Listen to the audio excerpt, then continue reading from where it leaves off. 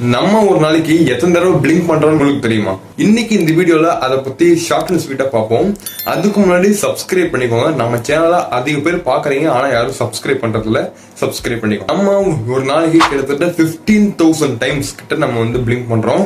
அதுவும் ஒவ்வொரு பிளிங்குக்கும் பாத்தீங்கன்னா கிட்டத்தட்ட 0.3 செகண்ட்ஸ் தான் ஆகுமா. அண்ட் தென் நீங்க இதை நோட்டீஸ் பண்ணிருப்பீங்க, நம்ம பேசும்போது கூட அதிகமா நம்ம பிளிங்க் பண்ண மாட்டோம், ஆனா நம்ம திங்க் பண்ணிட்டு இருக்கும் போது தான் அதிகமா பிளிங்க் பண்ணுவோமா. நம்ம கண்டினியூஸா பிளிங்க் பண்றதுனாலதான் நம்மளோட ஐ கண்டினியூஸா வெட்டா இருக்குதான்.